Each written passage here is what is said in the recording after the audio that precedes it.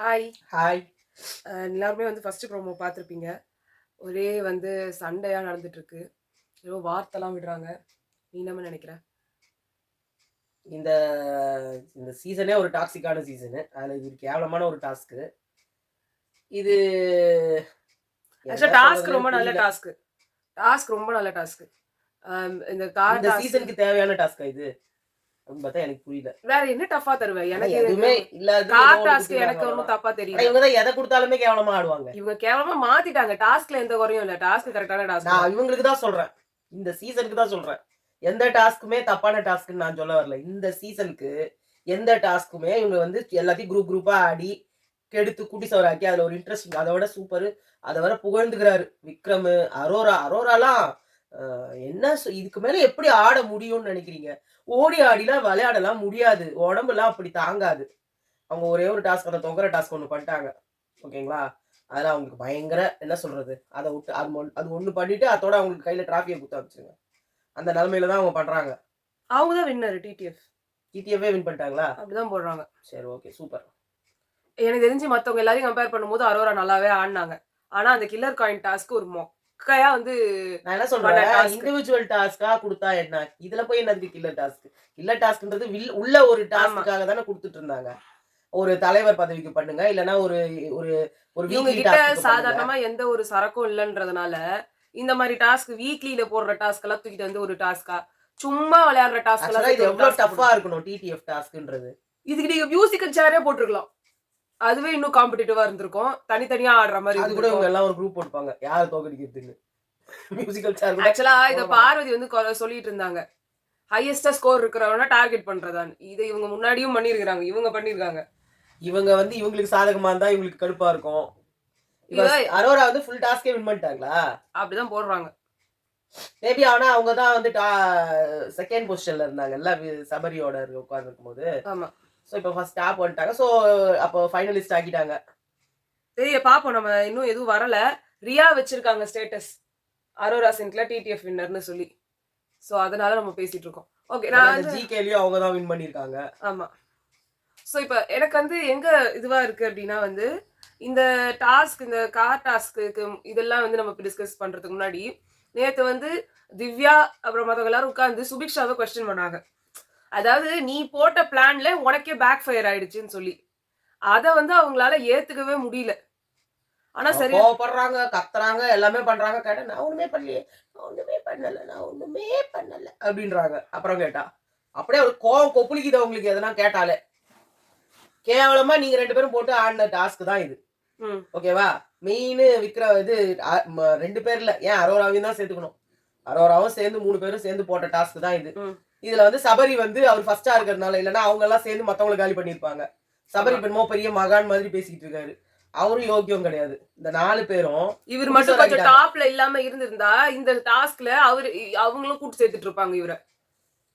அது அதுதான் வந்து சரி விடுங்க. அது முடிஞ்சு போச்சு. அவ்வளவுதான். முடிஞ்சு போச்சுல எனக்கு அத பத்தி பேசணும். சரி பேசு. என்னென்ன கொஸ்டின்ஸ் கேட்டாங்கன்னு.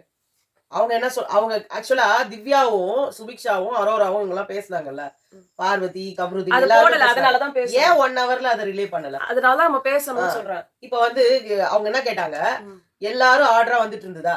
வந்துட்டு இருக்கும்போது, உன்னோட சான்ஸ் இருக்கும்போது, நீ எதுக்கு வந்து விக்ரம்க்கு பண்ணாம ஆக்சுவலா விக்ரம்க்கு அவங்க பண்ணாம இல்ல. வினோத் மாத்தி விட்டாரு. இதுக்கு முன்னாடி அரோராவ போய் இவங்க ஒட்டுறதுக்கு போனப்போ, வாசல்லயே தான் நின்னாரு. யாரு? விக்ரம். ம். இவங்க நெறைய பேரு. ஆமா, இவங்க நெனைக்கிற மாரி கம்மி கிடையாது. ஆமா, ஏன்னா திவ்யாவ அவுட் பண்ண உடனே. ஆமா. சோ சாண்ட்ரா இருந்தாங்க, வினோத் இருந்தாரு, ஆ இவங்க அ சுபிக்ஷா இருந்தாங்க. எல்லாருமே இருந்தாங்க. எல்லாரும் சேர்ந்து விக்கல்ஸ் ஏன் பண்ணலன்னு கேட்கிறியா? ஆமா. அத வந்து கண்ணு காட்டுனாங்க. அரோரா. ம். முன்னாடியே பிளான் பண்ணியிருந்தாங்க. பிளான் பண்ணி அத கண்ணு காட்டியிருந்தாங்க. போய் இது மாரி விக்ரம வந்து அடிச்சிடலான்னு சொல்லி. அவங்களுக்கு அது ஒரு பெரிய சான்ஸ். யார் வேணா நல்லா நிக்கிறாரு அவரு. அவர் நல்லா வெளியில இருந்து கண்ணாடில இவங்க தான். பார்த்துக்கிட்டு இருக்காரு. இவங்க பண்றத பண்ணி பார்த்துட்டு சிரிச்சிட்டு இருக்காரு. அதே மாரி சாண்ட்ராவ பண்ணும்போது, சாண்ட்ராவ வந்து எடுத்துட்டு அவர் பின்னாடி ஓட்டுறதா அது ஒரு பண்ணாங்க. அவர் நல்லா புடிச்சு அமுக்கிட்டாரு. ம். சாண்ட்ராவையும் அமுக்கிட்டாரு. அதே சமயத்துல அந்த அந்த காயனையும் காயினையும் அமுக்கிட்டாரு. அமுக்கிட்டாரு. அந்த டைம்ல 2டே பேரு. இவங்க 2 பேரு அவர்கிட்ட பண்ண முடியாது. இந்த இடத்துல 3 பேரு. அரோரா அந்த சைடுல இருந்து கைய நல்லா டைட்டா புடிச்சுக்கிட்டாங்கனாலும், இவங்க எல்லாம் சேர்ந்து அப்படியே ஒரு அந்த பெட் சைடுலயே அமுக்கி இருந்தா கூட, அவர்ட்ட வந்து அவுட் அவர பண்ணிருக்கலாம். பண்ண முடியாது. அவங்களே சொல்லிக்கிறாங்க. அது வேணும்னு இவங்களே பண்ணிக்கிட்டாங்க. அது சுபிக்ஷா குடு குடு குடுன்னு ஓடி வந்து அரோராவுக்கு மேல வச்சாங்க. ஆமா, அவங்க நினைச்சிருந்தா விக்ரம் மேல வச்சிருக்கலாம். ஆனா அவங்களுக்கு தான் வின் பண்ணணும்னுலாம் இல்ல, அவங்க அண்ணன் வின் பண்ணணும்.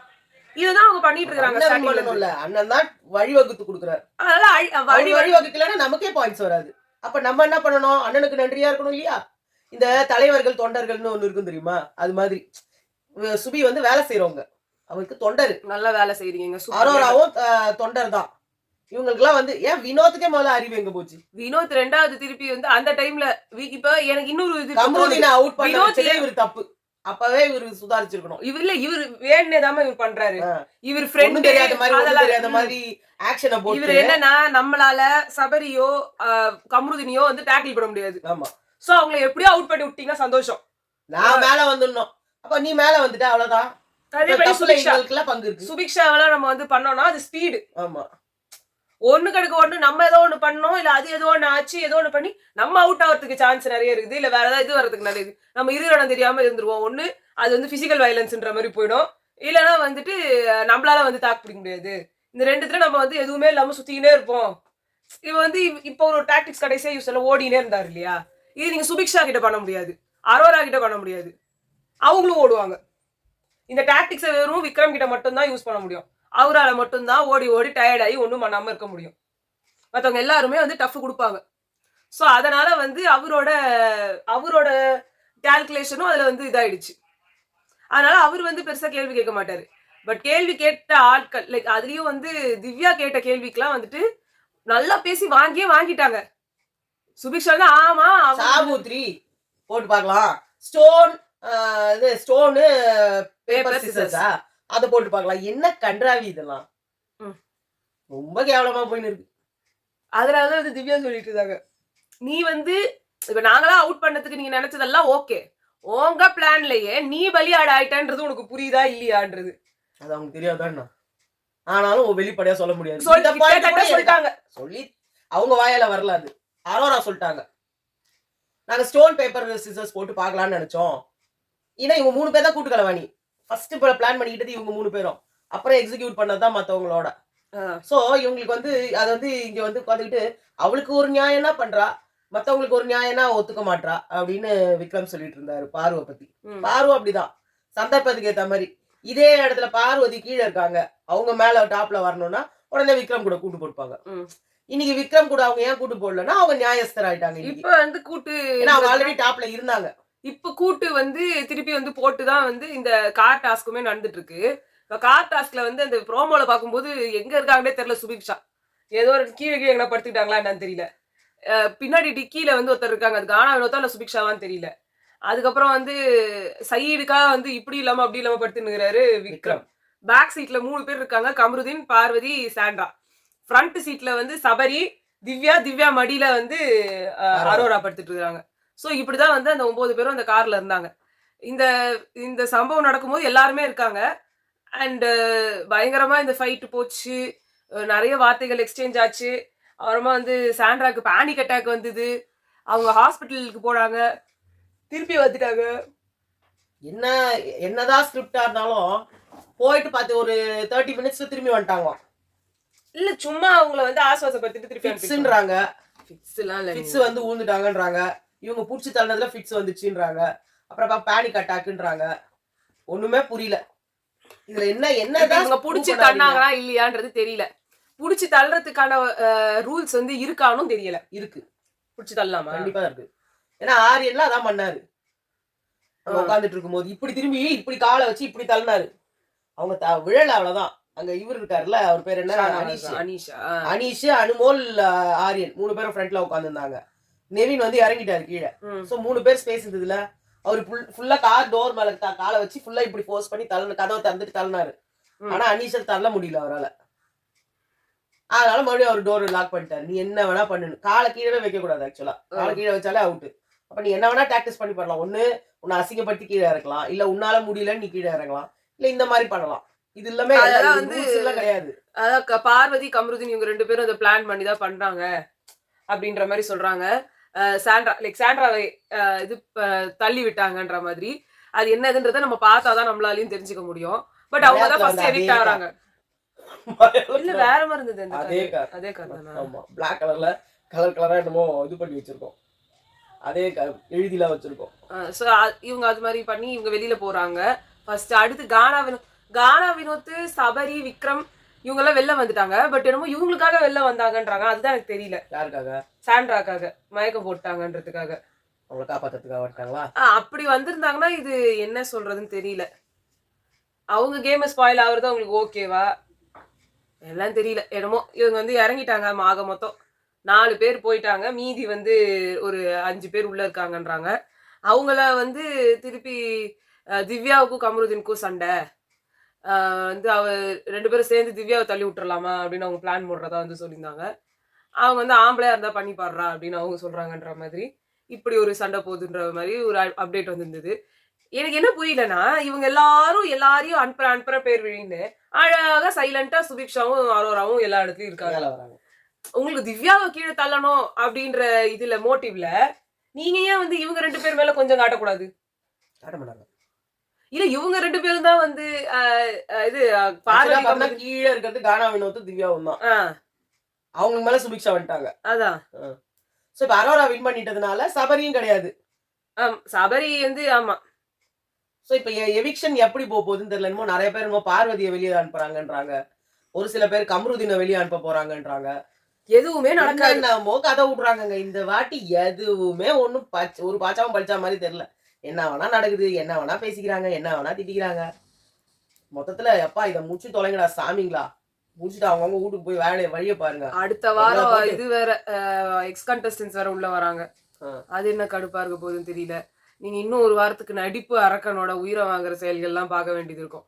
நான் என்ன கேக்குறேன், போன ஆர்டர்ல அந்த மாதிரியே கூட்டு வரட்டும். ஃபர்ஸ்ட் ஒரு இல்லையே இவங்க துஷாரு 60 நாள் இந்த தினமா போனாரு. இல்ல ஃபர்ஸ்ட் வந்து நான் இவங்க நந்தினி கூப்பிட்டு வந்தாங்கன்னா நந்தினி வரமாட்டாங்கன்னு நினைக்கிறேன். ஏன்னா எந்த ஒரு பேட்டிக்கிட்டு எதுவுமே கொடுக்கல. சோ நந்தினி அவுட் ஆஃப் இதுன்னு நினைக்கிறேன் நானு. துஷார் வருவாரு. துஷார் இல்ல பிரவீன் காந்தி. பிரவீன் காந்தியும் ஆமா அவர் வருவாரு ஃபர்ஸ்ட் வீக். ஆனா அம்மா சொல்லியிருந்தாங்க அவர் வரமாட்டாரு. ஆனா அவெல்லாம் கொஞ்சம் சூடு சொன்னோட இருப்பாருன்னு நினைச்சேன். எதுவுமே நம்ம நினைச்சது எது நடக்குது. அவரை சொன்னேன், அமித்தை சொன்னேன், அப்புறமா வந்து திவ்யாவுக்கு நீதி வழங்குவாங்கன்னு நான் சொன்னேன். நம்ம எக்ஸ்பெக்டேஷன் எதுவுமே நடக்கல. சோ அது என்ன நடக்குதோ அது வழியா நம்ம போவோம், அவ்வளவுதான். சோ பிரவீன் காந்தி வந்தாருன்னா அவர் முதல்ல விட்டுருங்க. அதுக்கப்புறமா வந்து துஷார் எல்லாமே 4வது வாரம் தான். அதுக்கு முன்னாடி வந்து அப்சரா சிஜே. சோ போன ஆர்டர்லயே கூட்டிட்டு வரணும்ன்ற. அப்படிதான் போனதோட முன்னாடி ஆதிரை அப்புறம் போனாங்க 3வது வாரத்துல ஆதிரை. பட் ஆதிரை திருப்பி ரிட்டர்ன் ஆகி வந்ததுனால ஆதிரை வேண்டாம். பிரவீனும் துஷாரும் வந்து போனாங்க. அப்புறம் அவங்கள கூப்பிடணும். அடுத்து வந்து அந்த மாதிரி அந்த ஆர்டர்லயே நாளைக்கு ஒவ்வொருத்தர் சொல்ற நீ. ஆமா ஒரு ஃபர்ஸ்ட் வந்து இப்ப மொத்தமா வந்து இப்போதைக்கு இப்ப சாண்ட்ரா வந்து கீழே விழுந்துட்டாங்க அப்படின்னு பயங்கரமா எல்லாத்துலயும் போயிட்டு இருக்கு. அது பேனிக் அட்டாக்கா, அது ஃபிட்ஸா எதுவுமே நமக்கு தெரியல. ஆனா கீழே இறங்கிட்டாங்களா இல்ல கீழே விழுந்துட்டாங்களா எதுவுமே தெரியல. இதுக்குள்ள பயங்கரமா வெளியில எல்லாம் பயங்கரமா வந்து பாரும் கமருதீனும் சேர்ந்து தள்ளி விட்டாங்க. அதுக்கு வந்து அவங்களுக்கு ரெட் கார்டு கொடுக்கணும், அவங்களுக்கு அதை பண்ணணும் இதை பண்ணணும் அப்படின்னு பேசிட்டு இருக்காங்க. இதுல என்ன பிரச்சனை ஏது பிரச்சனைன்னு தெரியல. அவங்க பேசுறதும் ஓவரா இருக்கு, இவங்க பேசுறதும் ஓவரா இருக்கு. இது ஒரு வார்த்தை விடுறாரு, அசிங்கமா வார்த்தை விடுறாரு. இவங்களும் பொறுக்கின்றாங்க. அவருக்கு பீப் போடுற அளவுக்கே பேசுறாரு. அவங்க சாதாரணமாவே பேசுவாங்களேக்கா. பார்வதியும் கமருதீனும் சாதாரணமாவே பேசுவாங்களே. இவ்வளவு காலம் பேசினாங்களே, என்ன பண்ணிட்டாங்க? இதுக்கெல்லாம் ரெட் கார்டுலாம் எதுவும் கொடுக்க மாட்டாங்க. கலை அரசனா கலை செல்வனா அவனை சொன்னாரு, நீங்க போட்ட வார்த்தைக்கு அளவே இல்லை, இந்த மாதிரி அசிங்கமா பேசுனீங்கன்னா வெளியே தான் போகணும்னாரு. என்ன பண்ணாரு கமருதீனுக்கும் பார்வதிக்கும்? அது கலை அரசன், அதனால அமிச்சிட்டாங்க. பார்வதிக்கு வேற ரூல்ஸ், கமருதீனுக்கு வேற ரூல்ஸ். இதெல்லாம் ஒரு கேவலமான ஒரு ஷோ. மொத்தத்துல ஒரு கேவலமான ஹோஸ்ட், கேவலமான ஷோ. அதுவும் இந்த பிரஜின் சாண்ட்ரான்றது உள்ள நுழைஞ்சதுல இருந்து கேடு கட்டது. அது ஒரு கேவலமானது. அவர் வெளியில உட்காந்துக்கிட்டு இன்னும் பொண்டாட்டிக்கு முட்டு குத்திட்டு இருக்காரு. என் ஒய்ஃப் மாதிரி சூப்பர் யாருமே கிடையாது, அவங்க சூப்பரா விளையாடுறாங்க, அவங்க சூப்பரா பண்றாங்க. அழகா அந்த அஃபேர்ன்ற விஷயத்தையே போட்டு குண்டாஞ்சட்டிக்குள்ள போட்டு மறைச்சு வச்சிட்டாங்க. அவ்வளவுதான். அது எதுவுமே இனிமே வெளில வர போறது இல்ல. இன்டர்வியூஸ்லயும் யாரும் கேட்க போறது கிடையாது. அவங்க முதல்ல இன்டர்வியூ அட்டென்ட் பண்றாங்களா இல்லைன்னு தெரியாது. அவங்க தைரியமா அட்டென்ட் பண்ணுவாங்கம்மா. ஏன்னா இவங்க எல்லாம் எந்த கேள்வி கேட்க மாட்டாங்க. எனக்கு அன்னைக்கு மறந்ததெல்லாம் கேட்டா தானம்மா. கேட்டா நான் கேட்டா கூட எனக்கு மறந்து போச்சு. கேட்கவே நீ அப்படி அவங்க அப்பட்டமா மாட்டுற அளவுக்குலாம் நீ கேட்க மாட்டாங்க. எனக்கு மறந்து போச்சுன்னா அவங்க மாட்டிக்கிட்டாங்கன்னு அர்த்தம். அதெல்லாம் வந்து கண்டிப்பா 5 இதுல யாரா ஒருத்தர் கேட்பாங்க இந்த வார்த்தையை. நீங்க என்னதான் பேசுனீங்க, என்னதான் உங்களுக்கும் திவ்யாவுக்கும் ஒரு பிரச்சனை? பயப்படுறாங்க. அப்படியே வந்துட்டு கை கால்லாம் நடுங்குது எல்லாருக்கும். அதான் என்ன தெரியல, அவங்கதான் ஒருவேளை ஓனருக்கு என்ன சொந்தக்காரங்களா? நான் சாண்ட்ராவுக்கே வரலமா. கனிக்கு ஒரு கேள்வி ஒன்னும் பெரிய கேள்விகள் கேட்கப்படல. எஃப்ஜேக்கு கேட்கல. சும்மா சும்மா பார்வதி கமருதீனை பத்தி என்ன நினைக்கிறீங்க, பார்வதி கமருதீனை பத்தி என்ன நினைக்கிறீங்க, அவங்க பண்ண விஷயங்கள்ல நிறைய விஷயங்கள் கேட்கப்படணும்னா அதுக்கான கேள்விகள் கேட்கப்படல. இங்க எது அங்க திவாகர் பண்ணது தப்பா இருக்குன்றத அவர் அவுட் ஆகிறதுக்கு முன்னாடி இருந்தவங்க கிட்ட எல்லாம் கேட்டீங்க. அவர் வெளியில வந்துட்டு அப்புறமா இருக்கிறவங்க கிட்ட அவர் பண்ணது தப்பா ரைட்டான்றது கேட்கவே மாட்டீங்களே. அவங்களுக்கு என்ன நடந்துச்சு, அவங்களுக்கு என்னென்ன பிரச்சனை நடந்தது, சாண்ட்ரா அவங்கள பத்தி கிழவின்னு சொன்னாங்க. இது மாதிரி நல்லா அடிச்சு பேசுற கூடியவங்க வரவே மாட்டாங்க அங்க போய் இன்டர்வியூ எடுக்கிறதுக்கு. இவங்க கிட்டே நடுங்குறாங்கன்னா அப்புறம் சாண்ட்ரா கிட்ட எப்படி நடுங்காம இருப்பாங்கன்னு நினைக்கிறேன். இவங்க எல்லா இன்டர்வியூஸுமே இந்த இது நம்ம விஜய் சேதுபதி சார் மாதிரி கடைசி 2 நாள் நடந்த விஷயங்களை எடுத்து கேட்கற மாதிரி தான் இவங்களும் பண்ணுவாங்க. சரி, என்ன கேட்டு போடும் விடு, நமக்கு தெரியாது. நம்ம ஏதோ நம்மளோட மனசு திருப்திக்கு நம்ம பேசிக்கிறோமா கத்திக்கிறோமா, அவ்வளவுதான். இது இப்படிதான் உருப்படாம போகுதுன்னா உருப்படாம போட்டோம், அவ்வளவுதான். சாண்ட்ரா வந்து ஹாஸ்பிட்டலைஸ்ட் ஆகி திரும்பி வீட்டுக்கு வந்துட்டாங்கன்றாங்க. இது என்ன லாஜிக், இதுக்குள்ள என்ன எதுவுமே தெரியல. பிரஜன் போனப்போ வந்து அவங்க பயக்க போட்டு இருந்தாங்கல்ல, திருப்பி விஜய் சேதுபதி சார் வந்த உடனே அவங்க உள்ள வந்துட்டாங்கல்ல, அவ்வளவுதான். அந்த ஒரு கேப் தான், வேற எதுவும் இல்ல. அதுக்கு எதுக்கு ஹாஸ்பிட்டலைஸ்ட்னு சொல்லணும்? சும்மா ட்ரிப்ஸ் ஏத்தி இருப்பாங்க, அவ்வளவுதான். அவ்வளவுதான். வந்து இது மலையாளத்துல இதே மாதிரி ஷானவாஸ், ஆனா அவருக்கு வந்து பால் எடுத்து அவர் ஊத்துனாரு. பால் ரொம்ப ஹார்டா இருந்ததுனால அடிச்சதுல அவருக்கு ஆல்ரெடி ஹார்ட் ப்ராப்ளம்ஸ் எல்லாம் இருக்கிறதுனால அது ரொம்ப பயங்கர எஃபெக்ட் ஆயிடுச்சுன்னாங்க. அது மட்டும் இல்லாம அவரு போன உடனே வரல, 3-4 நாள் அவர் இல்ல அங்க. ஆமா, அப்புறமா தான் வந்தாரு. அவருக்கு பயங்கரம். சரி, பார்க்கலாம் என்ன நடக்குதுன்னு சொல்லி. உங்களை நாங்க வந்து நெக்ஸ்ட் வீடியோல சந்திக்கிறோம். பாய்.